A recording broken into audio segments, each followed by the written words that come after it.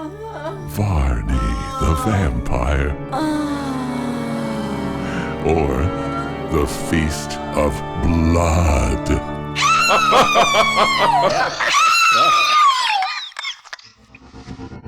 Chapter 5.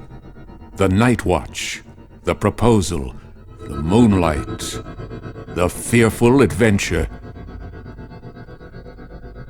A kind of stupefaction came over Henry Bannerworth as he sat for about a quarter of an hour, scarcely conscious of where he was, and almost incapable of anything in the shape of rational thought. It was his brother George who roused him by saying, as he laid his hand upon his shoulder, "Henry, are you asleep?" Henry had not been aware of his presence, and he started up as if he had been shot. "Oh, George, is it you?" he said. "Yes, Henry. Are you unwell?" No, I was in a deep reverie. Alas, I need not ask upon what subject," said George sadly. "I sought to bring you this letter." "A letter to me?" "Yes, you see it is addressed to you, and the seal looks as if it came from someone of consequence." "Indeed?" "Yes, Henry. Read it and see from whence it comes." There was just sufficient light by going to the window to enable Henry to read the letter, which he did, aloud. It ran thus. "Sir Francis Varney presents his compliments to Mr. Beaumont, and is much concerned to hear that some domestic affliction has fallen upon him. Sir Francis hopes that the genuine and loving sympathy of a neighbor will not be regarded as an intrusion, and begs to proffer any assistance or counsel that may be within the compass of his means." "Radford Abbey. Sir Francis Varney," said Henry. "Who is he?" "Do you not remember, Henry?" said George. "We were told a few days ago that a gentleman of that name had become the purchaser of the estate of Radford Abbey." "Oh, yes. Have you seen him?"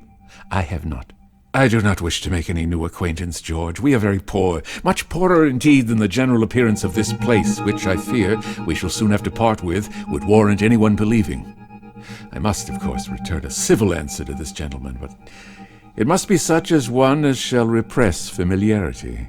"That will be very difficult to do while we remain here, when we come to consider the very close proximity of the two properties, Henry." "Oh, no, not at all. He will easily perceive that we do not want to make acquaintance with him, and then, as a gentleman, which doubtless he is, he will give up the attempt." "Let it be so, Henry. Heaven knows I have no desire to form any new acquaintance with anyone, and more particularly under our present circumstances of depression.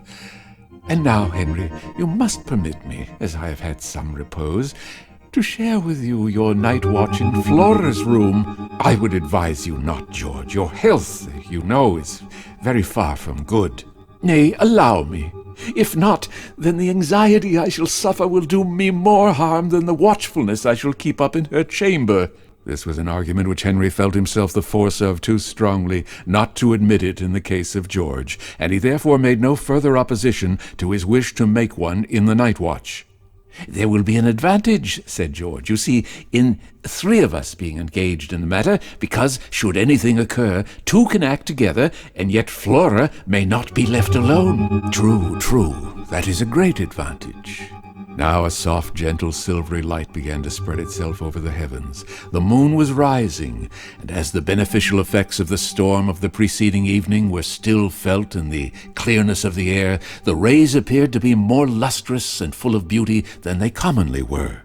Each moment the night grew lighter, and by the time the brothers were ready to take their places in the chamber of Flora, the moon had risen considerably.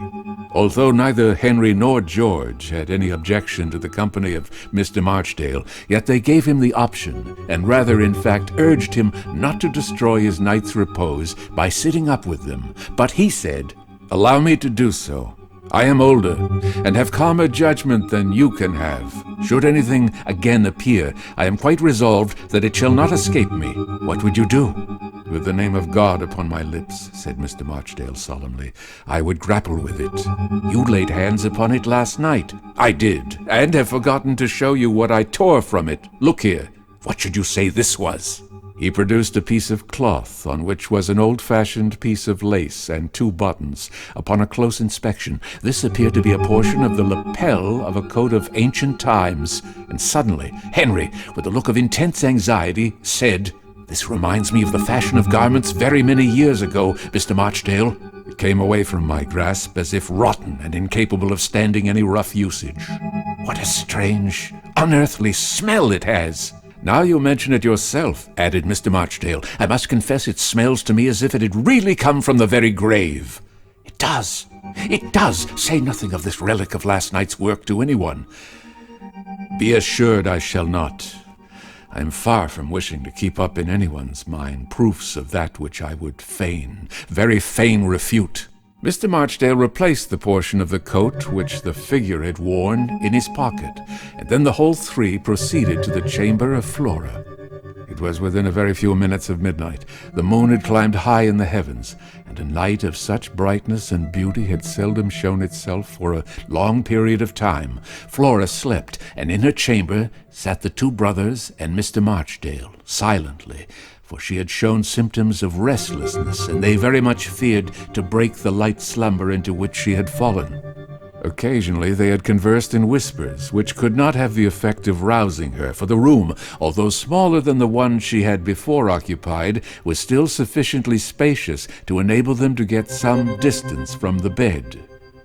Until the hour of midnight now actually struck, they were silent, and when the last echo of the sounds had died away, a feeling of uneasiness came over them, which prompted some conversation to get rid of it. "How bright the moon is now," said Henry in a low tone. "I never saw it brighter," replied Marchdale. "I feel as if we were assured that we shall not tonight be interrupted." "It was later than this," said Henry. It was. Do not, then, yet congratulate us upon no visit." "How still the house is," remarked George.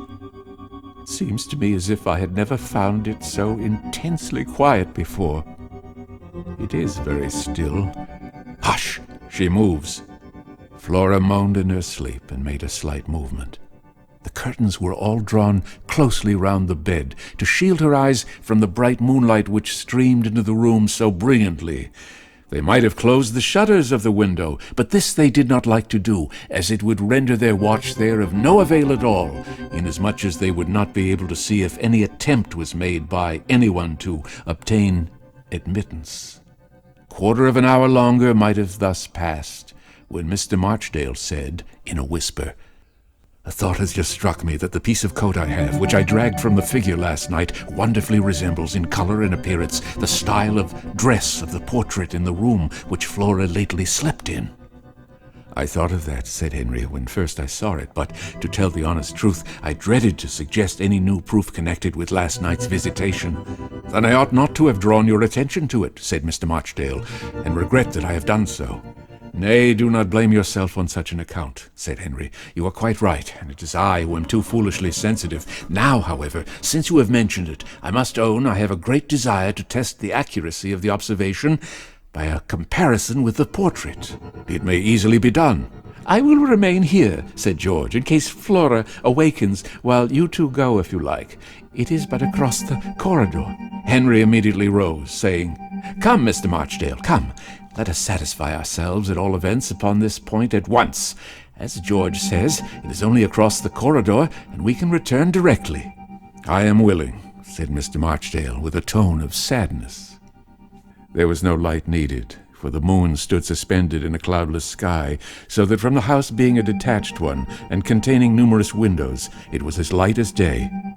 Although the distance from one chamber to the other was only across the corridor, it was a greater space than these words might occupy, for the corridor was wide. Neither was it directly across, but considerably slanting. However, it was certainly sufficiently close at hand for any sound of alarm from one chamber to reach another without any difficulty.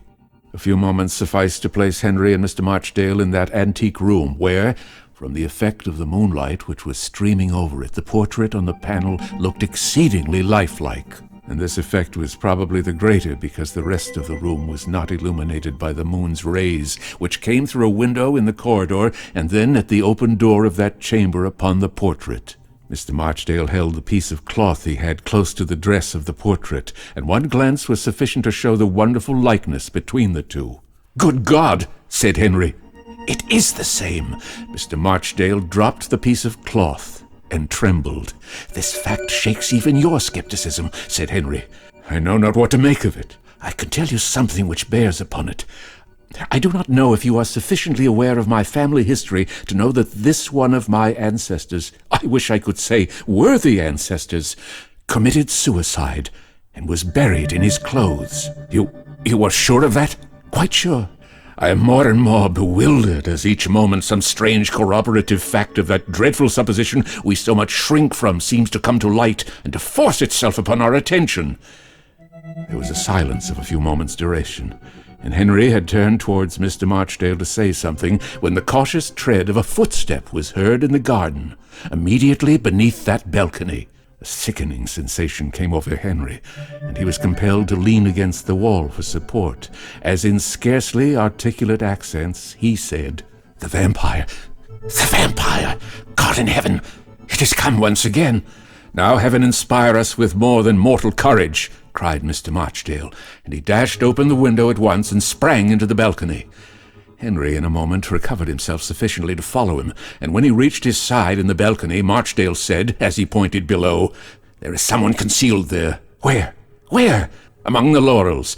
I will fire a random shot, and we may do some execution." "Hold!" said a voice from below. "Don't do any such thing, I beg of you." "Why, that is Mr. Chillingworth's voice!" cried Henry.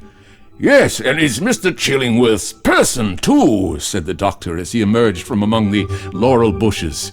"How is this?" said Marchdale. "Simply that I made up my mind to keep watch and ward tonight outside here, in the hope of catching the vampire. I got into here by climbing the gate." "But why did you not let me know?" said Henry. "Because I did not know myself, my young friend, till an hour and a half ago." "Have you seen anything?" "Nothing, but I fancied I heard something in the park outside the wall." "Indeed." "What say you, Henry," said Mr. Marchdale, "to descending and taking a hasty examination of the garden and grounds?" "I am willing, but first allow me to speak to George, who otherwise might be surprised at our long absence."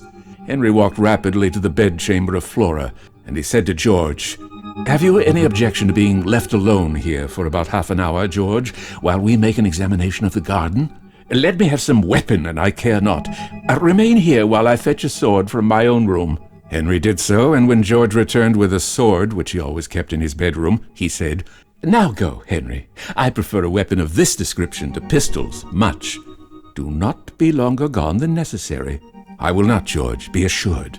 George was then left alone, and Henry returned to the balcony where Mr. Marchdale was waiting for him. It was a quicker mode of descending to the garden to do so by clambering over the balcony than any other, and the height was not considerable enough to make it very objectionable. So Henry and Mr. Marchdale chose that way of joining Mr. Chillingworth. "You are no doubt much surprised at finding me here," said the doctor, "but the fact is, I half made up my mind to come while I was here, but I had not thoroughly done so, therefore I said nothing to you about it." "We are much indebted to you," said Henry, "for making the attempt." "I am prompted to it by a feeling of the strongest curiosity." "Are you armed, sir?" said Marchdale. "In this stick," said the doctor, "is a sword, the exquisite temper of which I know I can depend on, and I fully intended to run through anyone whom I saw that looked in the least of the vampire order." "You would have done quite right," replied Mr. Marchdale. "I have a brace of pistols here, loaded with ball. Will you take one, Henry, if you please? And then we shall be all armed." Thus, then, prepared for any exigency, they made the whole round of the house, but found all the fastenings secure, and everything as quiet as possible. "Suppose now we take a survey of the park outside the garden wall," said Mr. Marchdale. This was agreed to, but before they had proceeded far, Mr. Marchdale said, "There is a ladder lying on the wall. Would it not be a good plan to place it against the very spot the supposed vampire jumped over last night, and so, from a more elevated position, take a view of the open meadows? We could easily drop down on the other side if we saw anything suspicious." "Not a bad plan," said the doctor. "Shall we do it?" "Certainly," said Henry, and they accordingly carried the ladder, which had been used for pruning the trees, towards the spot at the end of the long walk at which the vampire had made good, after so many fruitless efforts, his escape from the premises. They made haste down the long vista of trees until they reached the exact spot, and then they placed the ladder as near as possible, exactly where Henry, in his bewilderment on the evening before, had seen the apparition from the grave spring to.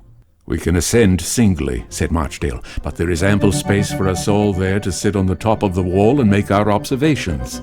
This would seem to be the case, and in about a couple of minutes they had taken up their positions on the wall, and, although the height was but trifling, they found they had a much more extensive view than they could have obtained by any other means.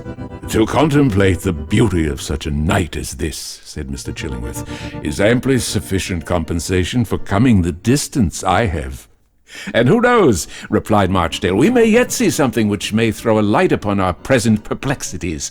God knows that I would give all I can call mine in the world to relieve you and your sister, Henry Bannerworth, from the fearful effect which last night's proceedings cannot fail to have upon you." "Of that I am well assured, Mr. Marchdale," said Henry.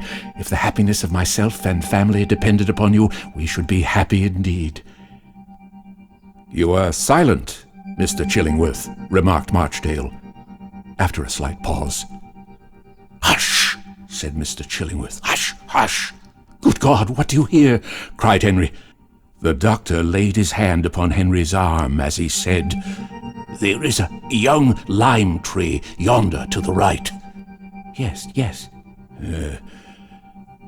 Carry your eye from it in a horizontal line, as near as you can, towards the wood."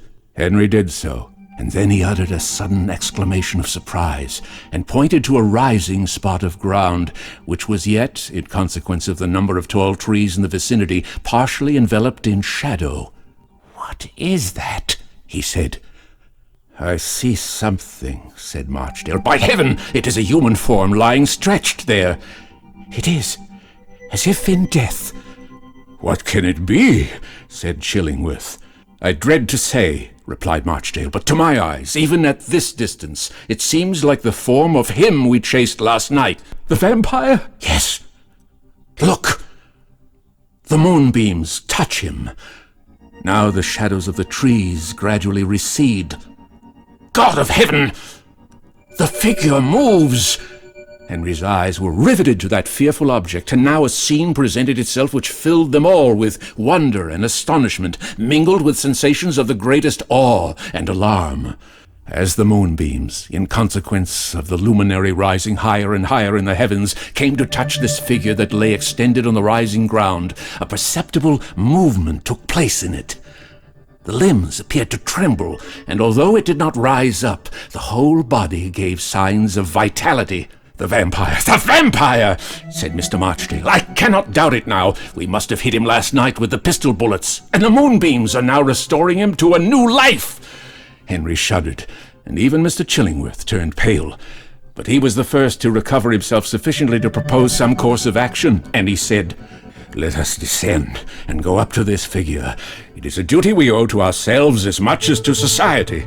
"Oh, hold a moment," said Mr. Marchdale as he produced a pistol. "I am an unerring shot, as you well know, Henry. Before we move from this position we now occupy, allow me to try what virtue may be in a bullet to lay that figure low again." "He is rising!" exclaimed Henry. Mr. Marchdale leveled the pistol. He took a sure and deliberate aim, and then, just as the figure seemed to be struggling to its feet, he fired, and with a sudden bound it fell again. "You have hit it," said Henry. "You have indeed," exclaimed the doctor. "I think we can go now." "Hush," said Marchdale. "Hush! Does it not seem to you that, hit it as often as you will, the moonbeams will recover it?" "Yes, yes," said Henry. They will. "I can endure this no longer," said Mr. Chillingworth as he sprung from the wall. "Follow me or not, as you please. I will seek the spot where this being lies." "Oh, be not rash," cried Marchdale. "See, it rises again, and its form looks gigantic."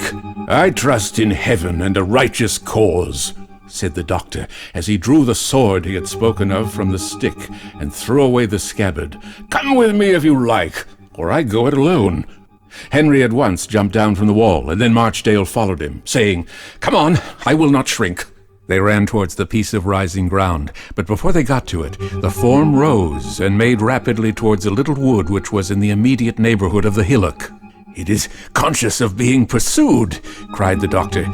"See how it glances back, and then increases its speed." "Fire upon it, Henry," said Marchdale. He did so, but either his shot did not take effect, or it was quite unheeded if it did by the vampire, which gained the wood before they could have a hope of getting sufficiently near it to effect, or endeavor to effect, a capture. "I cannot follow it there," said Marchdale. "In open country I would have pursued it closely, but I cannot follow it into the intricacies of a wood." "Pursuit is useless there," said Henry. "It is enveloped in the deepest gloom." "I am not so unreasonable," remarked Mr. Chillingworth, "as to wish you to follow into such a place as that. I am confounded utterly by this affair." "And I," said Marchdale. "What on earth is to be done?" "Nothing." "Nothing!" exclaimed Henry vehemently, "and yet I have, beneath the canopy of heaven, declared that I will, so help me God, spare neither time nor trouble in unraveling this most fearful piece of business. Did either of you remark the clothing which this spectral appearance wore?" "They were antique clothes," said Mr. Chillingworth, "such as might have been fashionable 100 years ago, but not now." "Such was my impression," added Marchdale. "And such my own," said Henry excitedly. "Is it all within the compass of the wildest belief that what we have seen is a vampire, and no other than my ancestor who, 100 years ago, committed suicide?" There was so much intense excitement and evidence of mental suffering that Mr. Chillingworth took him by the arm, saying, come home, no more of this at present. You will make yourself seriously unwell." No, come home now, I pray you. You are far too much excited about this matter to pursue it with the calmness which should be brought to bear upon it." "Take advice, Henry," said Marchdale. "Take advice, and come home at once." "I will yield to you. I feel that I cannot control my own feelings. I will yield to you, who, as you say, are cooler on this subject than I can be. Oh, Flora, I have no comfort to bring to you now." Poor Henry Bannerworth appeared to be in a complete state of mental prostration on account of the distressing circumstances that had occurred so rapidly and so suddenly in his family, which had had quite enough to contend with, without having superadded to every other evil the horror of believing that some preternatural agency was at work to destroy every hope of future happiness in this world under any circumstances. He suffered himself to be led home by Mr. Chillingworth and Marchdale. He no longer attempted to dispute the dreadful fact concerning the supposed vampire. He could not contend now against all the corroborating circumstances that seemed to collect together for the purpose of proving that which, even when proved, was contrary to all his notions of heaven, and at variance with all that was recorded and established is part and parcel of the system of nature. "I cannot deny," he said, when they had reached home, "that such things are possible, but the probability will not bear a moment's investigation." "There are more things," said Marchdale solemnly, "in heaven and on earth than are dreamed of in our philosophy." "There are indeed, it appears," said Mr. Chillingworth. "And are you a convert?" said Henry, turning to him. "A convert to what?" "To a belief in these vampires." "I? No, indeed. If you were to shut me up in a room full of vampires, I would tell them all to their teeth that I defied them." "But after what we have seen tonight—" "What have we seen?" "You are yourself a witness." "True, I saw a man lying down, and then I saw a man get up. He seemed then to be shot. But whether he was or not, he only knows. And then I saw him walk off in a desperate hurry. Beyond that, I saw nothing." "Yes, but taking such circumstances into combination with others, have you not a terrible fear of the truth of the dreadful appearance?" No, on my soul, no. I will die in my disbelief of such an outrage upon heaven as one of these creatures would most assuredly be." "Oh, that I could think like you! But the circumstance strikes too nearly to my heart." "Be of better cheer," said Marchdale. "There is one circumstance which we ought to consider. It is that From all we have seen, there seems to be some things which would favor an opinion, Henry, that your ancestor, whose portrait hangs in the chamber which was occupied by Flora, is a vampire.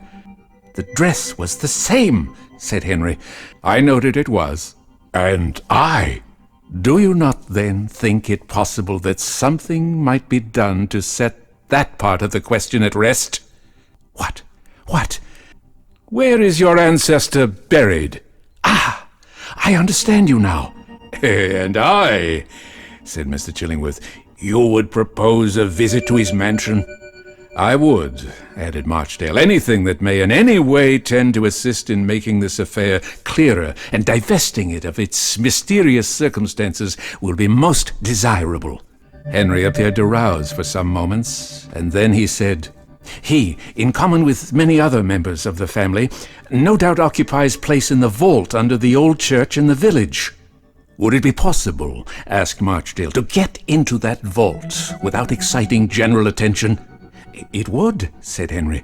The entrance to the vault is in the flooring of the pew which belongs to the family in the old church.